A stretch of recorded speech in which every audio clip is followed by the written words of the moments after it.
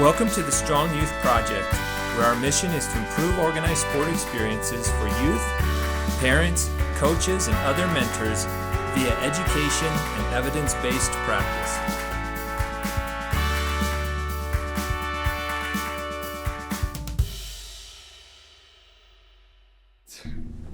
Welcome back to the SYP podcast. I'm Parker Dean. I'm excited to be here with you guys today. We got a couple special things going on. We aren't in our normal studio where we usually record. We're actually here in the Orthopedic and Sports Medicine Clinic in Intermountain in Utah Valley. So we're excited to be here with that. And we have a special edition for this episode as we have two guests with us. Normally we only have one, but today we've got two. And so they have both agreed to meet with us and to get us started here. Just kind of as a reminder, if you're just tuning into the SYP program, the Strong Youth Project, just the aims are to improve the youth sport experience as well as deliver evidence-based information regarding sports and nutrition and everything about that to parents, coaches, and young athletes. So with that, I'll just jump right into our introductions. I'll start off with Dr. Dain Allred, who is an innovative and accomplished orthopedic surgeon specializing in sports medicine, recognized for his patient-focused approach and evidence-based practices. His expertise consists of a range of conditions from shoulder and knee injuries to ligament tears and cartilage issues, utilizing regenerative medicine such as platelet-rich plasma to enhance healing. His impressive career includes training at the Harvard, Massachusetts General Hospital Fellowship, U.S. Air Force Academy and undergraduate studies, and a residency at the University of Rochester. He's an active member of many societies, showcasing his commitment to advancing the field of orthopedic surgery and sports medicine. Our other guest is Dr. Darren Campbell, who is an attentive, empathetic sports medicine physician who goes above and beyond to ensure the holistic care of his patients. He specializes in primary care sports medicine and focuses on a wide variety of sports injuries and musculoskeletal problems of all ages, including injuries, fractures, sprains, strains, and arthritis. He graduated from Brigham Young University and received his medical degree from Bethesda, Maryland at the Uniformed Services University of the Health Sciences. With over 15 years of experience, he combines expertise with a genuine concern for the individuals under his care, creating a supportive and reassuring environment for those on their journey to recovery. So those are some big words and big paragraphs to introduce our amazing guests. So welcome, guys. Yeah, thanks for having us. Good to be here. Yeah, no, we're really excited to kind of get to pick your brains today and kind of talk about our topic of sports injuries. And so we'll just kind of jump right in. I just kind of, before we were talking or starting recording, we did talk about how you guys met in the Air Force overseas in Iran, or was it Iraq? Afghanistan. Neither one of the two. You're right. So, yeah, no, that's a super cool opportunity that you guys had, and thank you guys for your service and helping us out with that. So, with that, I just kind of wanted to get to know you guys a little bit and introduce who you guys really are. And so I just wanted to see if you guys could just tell us a little bit about what led you to your specialties and that you specialize. So, I mean, do you want to start, Dr. Campbell? And Dr. Allred? I think from a young age, I was one of those kids that knew I wanted to go into medicine. You know, the joke in growing up was I always had terrible handwriting, and I used to have to practice extra handwriting. That used to be a thing. You used to have to write stuff out, right, before the days of computers. And so I'd have to stay in sometimes recess because my handwriting was so bad. And so I remember talking to my second grade teacher, and she was, and I was one day just frustrated. I'm like, why do I have to do this? And she's like, your handwriting's terrible. You write like a doctor. And I was like, well, that's it. I'm going to be a doctor. Perfect. And she's like, well, when you're a doctor, you can write however you want, but you have to practice still for now. But so that, at a young age, I don't know if that was the moment, but I knew that's what I wanted to do. So that was my focus, when I was in undergraduate school, and then, went on to train at the military's Uniformed Services Academy. And so it took a little different focus, part of that initially was just to pay for medical school and get through that process, and ended up serving a career in the Air Force, 24 years, and worked with some incredible people, and went some incredible places, and just had a different sort of higher sort of mission that at some point that was realized, and felt like we were doing important things. And so I think when I was going through that process, seeing what's going on, in high school, I was involved in athletics and all through my life, and it was a different time. And, we follow different principles, probably some of the things that the Strong Youth Project talks about. But loved it. And, in the Air Force, as we're doing those things and working with different tactical athletes, the role of sports medicine, primary care sports medicine, really just seemed to fit. It was all about trying to keep people healthy, doing the things they want to do, prevent injury, which is a tough one. And so it just fit, and that's the direction I went, and was able to train with some great people. I did fellowship at the University of Utah, and then I was able to take those skills back to the Air Force and try and put them to use. So it was kind of an evolution, but it just seemed to fit personality-wise. It seemed to fit my interests, and it was a natural process. Oh, that's awesome. Yeah, for me, I think I probably decided a little later than second grade. I was at the Air Force Academy studying mechanical engineering, and most of the cadets at Air Force Academy are funneled primarily towards pilot training. Not all, but a good majority are funneled toward pilot training. So that was sort of part of my thinking was maybe I'll be a pilot in the Air Force. But had this idea of med school in the back of my mind, and as I got towards my senior year, sort of had to decide and spend a summer before my senior year shadowing an orthopedic surgeon, and found that fit really nicely with my mechanical engineering major background, sort of the mechanics of bones and joints and how all those forces work together. And so really found an interest and sort of felt like that, that really fit well. And so during my senior year, I had to kind of make the decision between pilot training and medical school, and ended up deciding on medical school. And it's been a great ride, taking care of athletes. I think, like Dr. Campbell, one of the most fun parts about this job is helping athletes, being part of a team. What we do is really a team care approach. It's never a one doctor and one patient. It's always a team approach with athletic trainers, physical therapists, mental health coaches, strength and conditioning coaches. So we have a large team we rely on to really help the athletes to perform their best, prevent injury, and recover from injury when it happens. Yeah, no, those I forgot to mention earlier too that both of you are involved with the BYU sports medicine program, and our physicians there helping out our wonderful athletes that do great things. So, could you speak a little bit more, maybe both of you, about briefly, but talk about the importance of that team aspect and kind of how that really helps youth athletes or collegiate athletes in your experience? I think it helps, just as Dr. Allred touched on. It really is there for athletes at almost any age. That kind of a concept helps athletes any age. So here at BYU, as we function as BYU team physicians, we're able to have a cadre of these professionals that meet and help take care of the athletes. And we meet, for different sports regularly. So some of the sports we're meeting every week with the whole team to talk about the status, where people are, make sure you get this holistic approach. Good touch points, right? Yeah, good touch points, holistic approach, bring everybody together, help with overlap and get that complete approach. And I think, the way we're doing it now with the team we have, it's a robust team, and, we're certainly, as this evolves and grows, this concept is relatively new. So trying to bring everybody together is new, and we think it's providing better care overall. And we'll see in the future, we may find there's some components we haven't tapped into yet that we need to add. I think it's a growing process. Yeah, and this team relies on the skill sets of each member. Medicine's kind of evolved to such a degree that you have to be pretty specialized in what you do.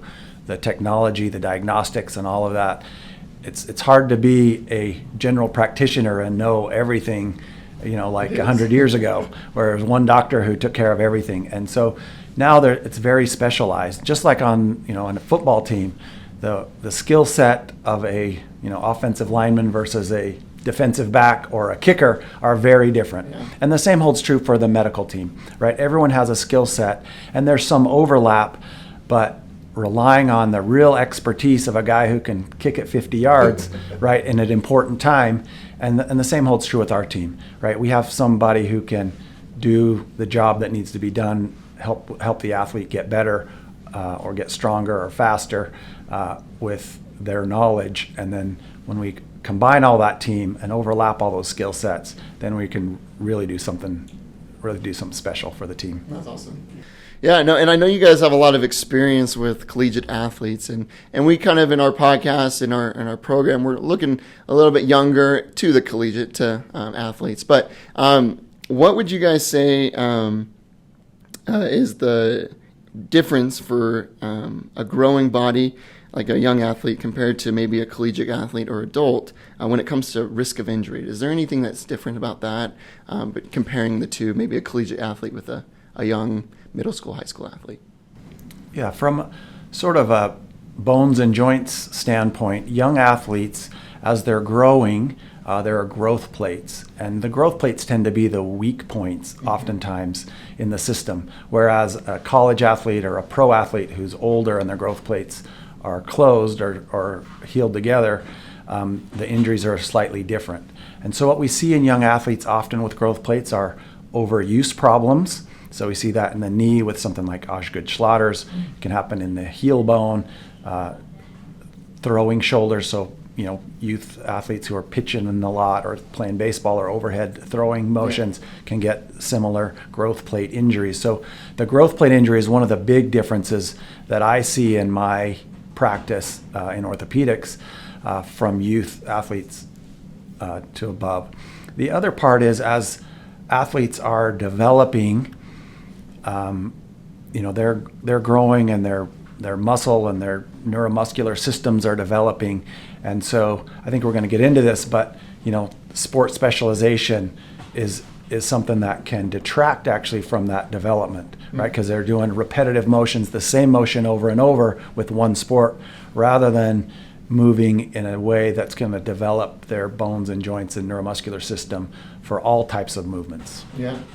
Yeah, and I mean, just to add to that, just even as we look at sort of coordination and strength, it's very different at different phases of life.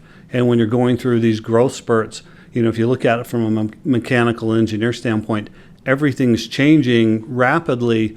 And so we can see, just some movement patterns that get thrown off as you grow a little bit. The muscles have to adjust, throws off the way that you move, maybe in a less ideal pattern, and we can see overuse injuries and problems just from that movement pattern as we're trying to find that equilibrium. Once we're done growing, you start to get stronger. It's easy to develop that, but we can put someone through a program and come back 6 months later, and we have to redo everything because they're now 6 inches taller. Yeah.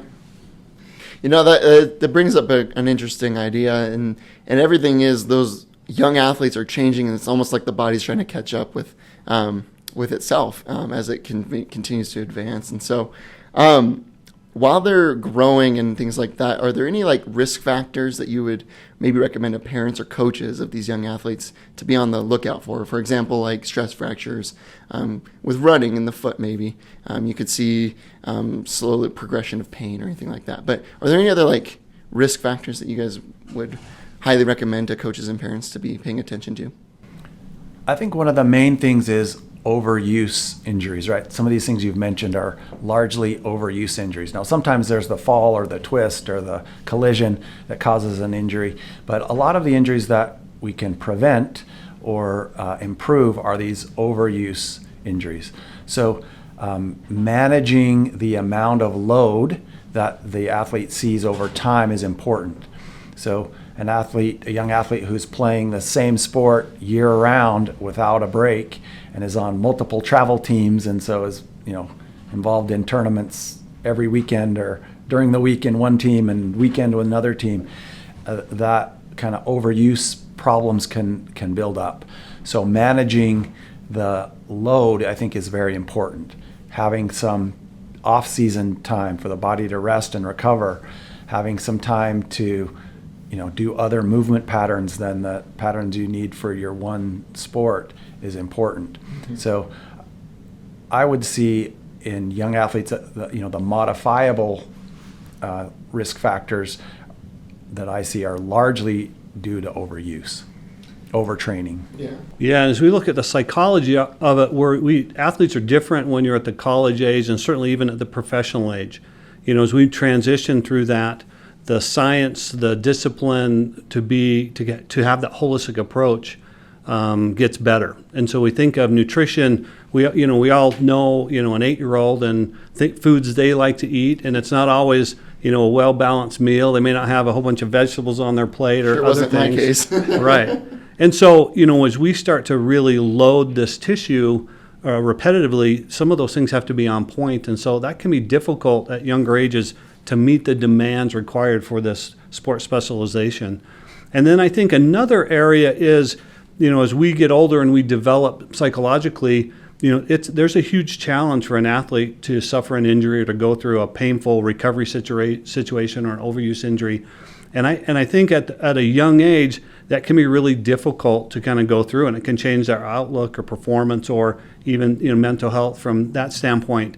And I think in orthopedics and sports medicine, one of the big areas we're focusing on, even for surgeries and things we haven't associated with sort of the mental health side of that, is the psychology of pain, chronic pain, injuries, and how do we handle that and make sense of that in our mind.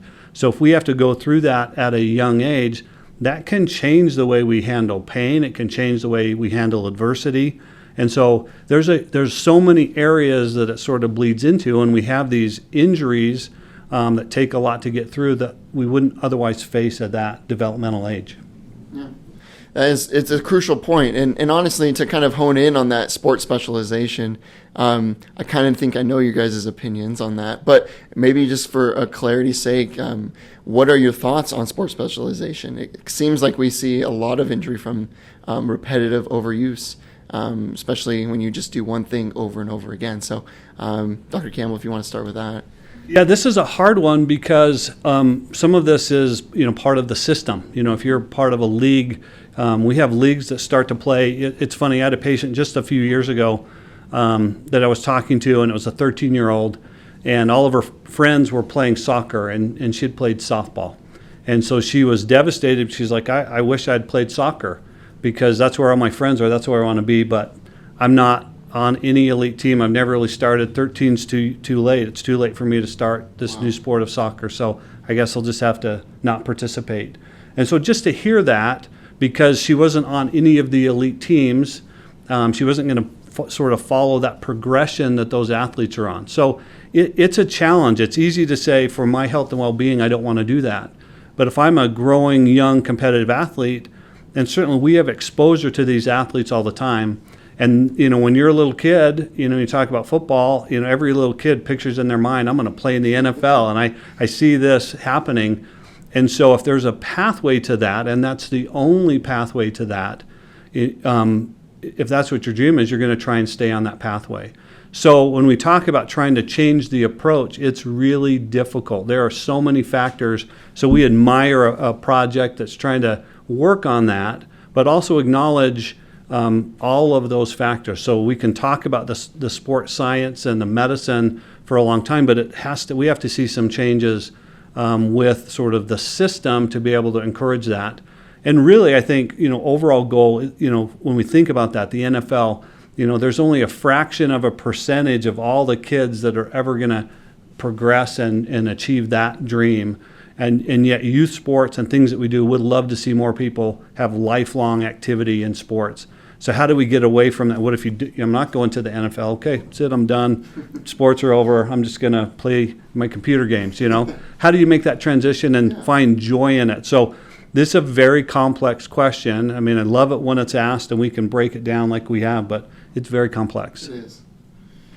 Yeah, so, obviously the Strong Youth Project is dedicated to sort of getting this education out, but I think the research and the data is pretty clear that young age sports specialization is detrimental to health. Mm-hmm. There's higher injury, there's higher psychological burnout rates, there's a lot of downsides. And if you really look at high-level teams, the college and pro teams, the athletes who actually make it there are largely multi-sport athletes when they were younger, especially, and even through high school, many of them. Mm-hmm. And so this idea that I have to focus on one sport year-round for 10 years before I get to college doesn't necessarily bear out that you're going to be the starter on your college team, because many of those college athletes were multi-sport athletes.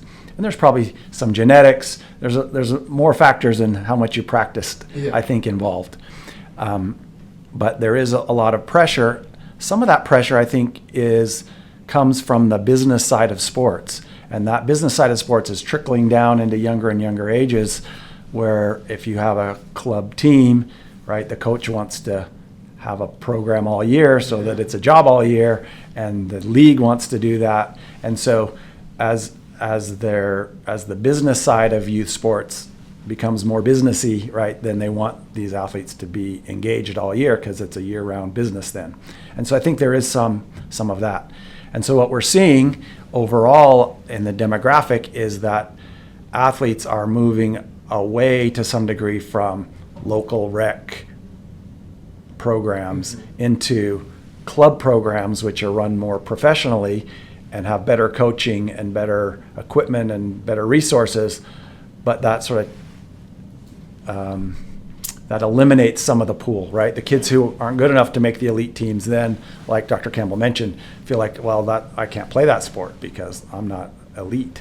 I can't make a travel club, so I can't play that sport. Whereas, in the past, every kid played on a rec team locally, and some kids were better and some kids weren't as good, but they came together and played together. And so I think that's the model that's more ideal than to have this sort of elite push from a young age. And the data certainly bears that out from an injury standpoint, a psychological burnout standpoint, and where the athlete ends up in life. I know me growing up, I played lots of sports, and I was part of that program where it was rec. I played every season. I played fall ball for soccer, and then I went to baseball and played volleyball and swam and ran track. I did a lot of sports, and I think kind of summarizing what you guys talked about, it's really about building a lifelong habit or practice of being healthy and just getting out and enjoying sports. Yeah, there is that cool aspect of the making it pro and making a job out of it, making a career out of it, which for many people, I mean, that is a goal that they would like to have. And so how would you address maybe to an athlete or a parent maybe of an athlete when they are talking about, oh, well, my son or daughter is going to be the next gymnast that's going to go to the Olympics, win the gold, become the next Simone Biles. Basically, how would you maybe address that to parents that come into your clinic with an injury maybe or that you guys see? I think that's a hard thing to address, right? There's no way you can't come in and say, well, here's the odds. So your child has this chance, so you might as well give it up now. That's not going to happen, right? You want them, part of this, part of childhood is also having dreams and trying to learn to work toward those things and put in the work. So we try and support those dreams and aspirations. I think from a medical side, I think the best way to approach it is to make sure, again, we have a whole team that approaches that. We have school teachers, school administrators, communities, families, everybody addresses some aspect of that. Our profession, medically, we can speak to the things we're talking about today. Overuse injuries, what's the best thing to do for those kinds of things? And we can speak to that as an expert in that field and address those areas and those concerns. And then I think the biggest thing is to get the whole community to buy in on having those conversations. Our goal, again, is we want everybody to be able to participate in sports, enjoy that, take that enjoyment and fulfillment in their whole life. Even if you're a professional athlete, at some point you retire, which is a whole nother challenge, and then trying to be active and find a sport that's fun after that. So I think it's a step back and look at it from all angles, which I think you guys are trying to do, which is great. And then each of us in our lane and the areas we're the experts in, try and communicate that, talk that through. When we can kind of the holy grail of this is prevention, trying to come up with plans and processes and diets and sleep patterns that can help prevent injuries. And I think this concept will naturally fit into that as we get more and more traction with the prevention side. Yeah. So I think Dr. Campbell highlighted a lot of the things. Some things I would add to that would be periods of recovery, right? So you probably need some off-season time. Yeah. Someone who's going 12 months out of the year is going to be at risk for overuse injuries. And when we see those, we usually recommend a period of stepping it back, decreasing the load that the athlete's seeing. And so sort of on a yearly basis, right, there needs to be a period of off season, so to speak.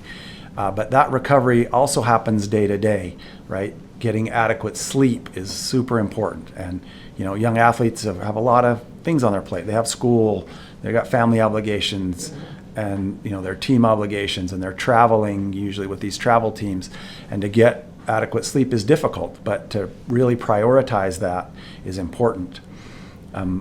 Recently reviewed a study from Stanford where their basketball team started off the season sleeping 6 to 8 hours per night, and they implemented a 10-hour sleep per day the last couple months of the season. And their stats improved by almost 10% in free throw shooting, three-point shooting, speed, and other factors by a college athlete getting 10 hours of sleep versus 6 to 8. They really had noticeable statistical changes in the team. And so you imagine what that is for a young athlete who's growing, needs this rest for their growth and development. So sleep, nutrition, all of these things sort of in the short run to recover the bodies and prevent injury is important as well. And then in the sort of longer term, there needs to be some downtime or decreased load on the body to allow it to heal, work on functional movements, lower stress, lower load, and even a mental break. Yeah. Right? When it's mental pressure to perform, pressure to win all year long over a couple of years, that really wears on a youth athlete. And sometimes they get sick of it and they lose interest in that sport because it's associated with so much stress and pressure for such a period of time. Yeah, just one more thing to add to that is sometimes we'll use a graphic when we talk to our athletes where we talk about sort of a training evolution, right? Sort of a workout. It'll have your workout, it'll have your load, and it'll have your recovery piece. And then it'll have nutrition and sleep and where all those things happen. And I think the young athletes that's training more, it just seems to, if you want to be better, you train more. If you want to run further, you just run further until you kind of get that goal. And we leave out that recovery piece. That seems to make more sense as you're a professional and those things are taken in great detail, like the number of hours you're sleeping down to calories, macronutrients, all of that. So the younger athletes, that's a harder concept. So that's one of our education pieces is trying to make sure they get that. Here's a training evolution, which not only includes the load, the workout, the practice, but also all of those recovery pieces, your sleep, and try and be more scientific. And that's where we need parents. That's hard to explain to a 12-year-old and have them conceptually get it. But hopefully the parents are people that are taking them to all the practices and helping with that. We can get buy-in on those pieces, because that's to have a full training cycle that has to be included. Yeah, and coming back to the more holistic approach and getting everyone involved, that's why it's important to have those parents more involved in those decisions. Kind of changing gears, because we've talked a lot about overuse kind of injuries and burnout in that sense. And so we do have that other aspect of those more acute injuries like an ACL tear, Achilles tendon rupture. So let's kind of change gears to that, and then maybe we'll come back to the this overuse.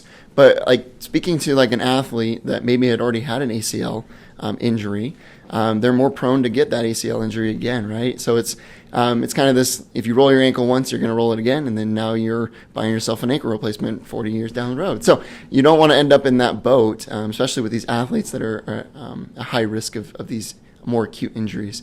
And so how would you go about talking to maybe a patient that had already tore their ACL and are worried about tearing it again? What are preventative measures that you could offer them? Yeah, so there's pretty good data out on ACL and risk factors. Mm-hmm. Some of those risk factors are non-modifiable, right? That's the way we are. In fact, if you look at boys versus girls playing the same sport at the same level, girls are 3 to 6 times more likely to tear their ACL than boys. There's probably a few reasons for that. Number one is they have a narrower notch, so the way the knee's built is a little smaller. There's a little less room for the ACL in the notch. That can lead to it. Hormonal differences, as the hormonal cycle occurs in females, some of those create a little bit more looseness in the ligaments over time, or cyclically at least. Right, yeah. And so that puts them at a little higher risk. and probably some neuromuscular changes, which means girls may move differently than boys without proper training. So those are some of the risk factors. But what is the most modifiable is this movement pattern idea. So it's neuromuscular training. To some degree, that's strength training, but it's more how you move than how strong you are. And there are multiple programs out there that have really been proven to work. In the soccer world, the FIFA 11 is sort of the one that's most widely talked about. Gold standard. Yeah. And then there's also one for younger kids called the FIFA 11 Plus for kids, and so it's a little more fun, brings in a little more of a playful variety of activities.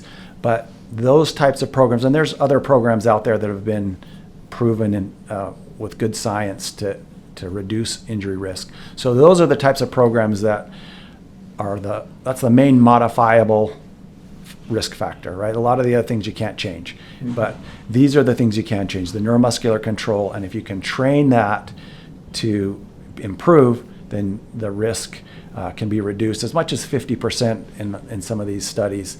The ACL risk is reduced. So I think that's an important thing to understand, and this is something that coaches, parents who train athletes, if they understand a warm-up including these kind of exercises will help reduce injury in their team. Super important, right? But got to get the word out, got to get the education, because the exercises have to be done properly to work. Right. If you do them incorrectly, they don't work at all. They make it worse almost. Yeah, in some cases they do make it worse. So that's the modifiable risk factor for ACLs, but for lower extremity injuries in general. Going back to someone who has had an ACL tear, that is a biggest risk factor for another ACL tear. And interestingly, the chance of re-tearing the same side that's previously been torn and operated on versus tearing the other side are about equal. They're relatively even. So you have a high chance of sustaining another ACL tear, but which side is kind of a 50-50. Yeah.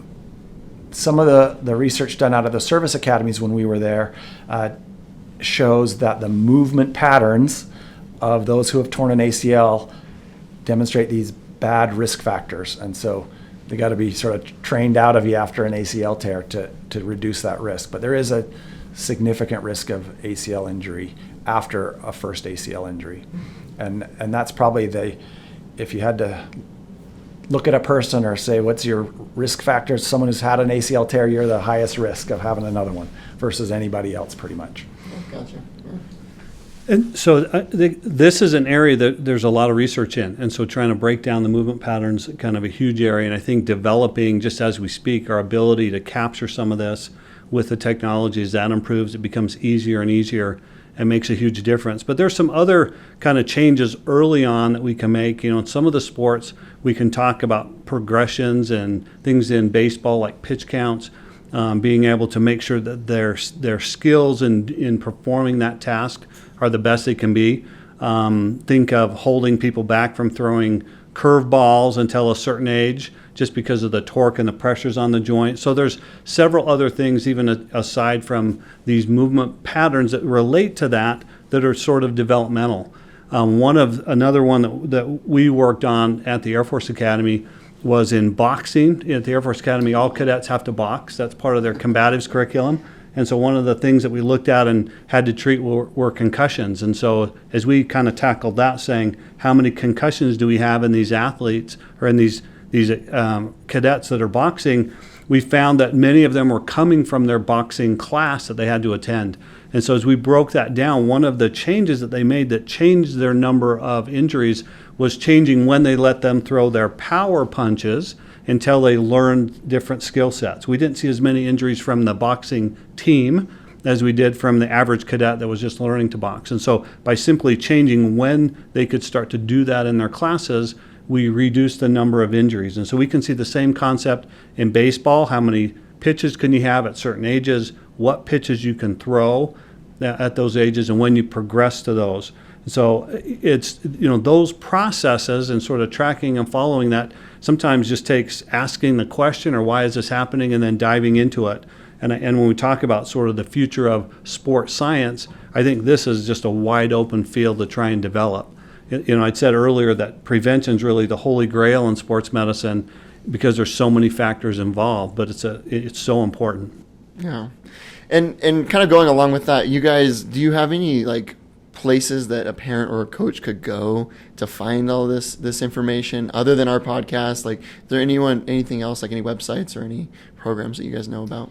So each of our societies, as we look at all of our medical societies, have some guidance on sports specialization, on some of these features. If you're looking at the American Academy of Family Practice, they have journals and website. American Academy of Pediatrics, American Medical Society for Sports Medicine has a lot of position statements and discussions on many of these overuse injuries and how we handle that. So all of our different sort of societies have this, and those are the big forums that have the funds and the scientists and the generation of trying to describe that. We're seeing more and more of this being addressed with everyone's primary physician, so their pediatrician should have access to some of that, and then that's where we come in as we look at a sports medicine practice that has a combination of primary care, sports medicine, and orthopedic surgeons.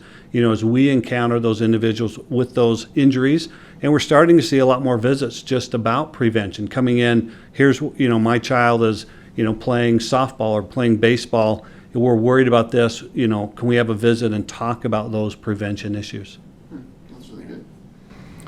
Dr. Campbell mentioned, the concussion prevention, and I think that's something that is worth discussing further. When we were at the Air Force Academy about 15 years ago, we started a concussion clinic and a concussion program that led to being part of probably the largest concussion research study in the nation. Wow. And Dr. Campbell was the local primary investigator for that, and I assisted him. And we learned a lot about concussion over thousands and thousands of visits and testing. And so I think, that's another part where parents have a lot of concern, right? Especially with contact or collision sports.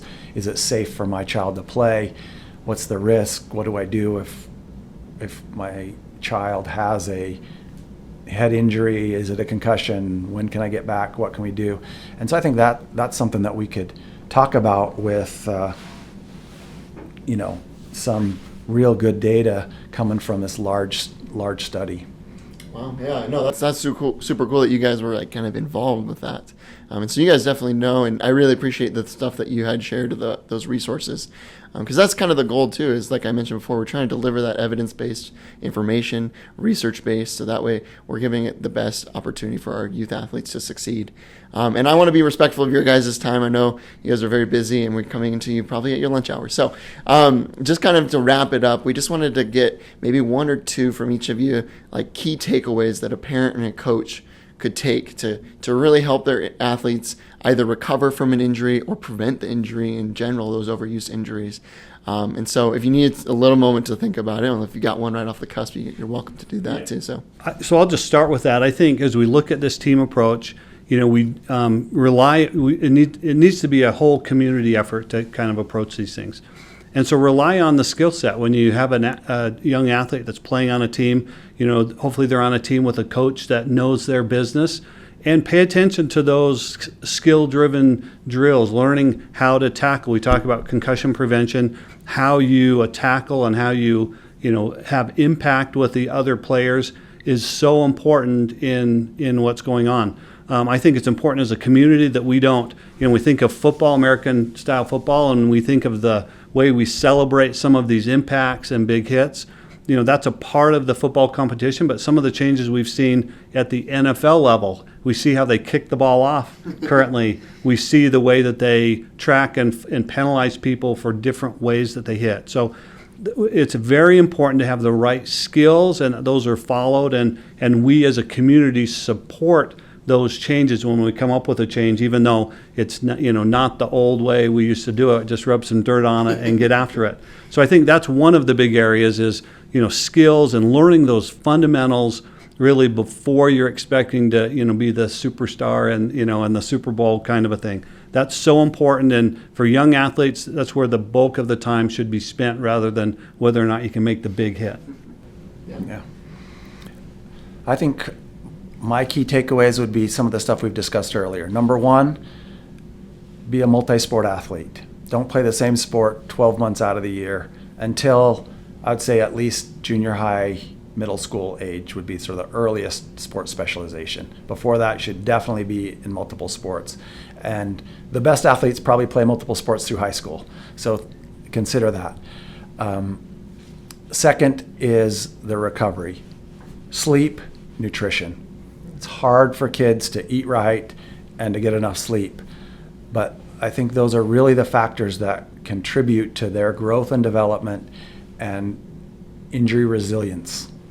Some of this overuse stuff is there too, but if they can sleep well, eat well, and have some resilience to injury, I think that's going to really help.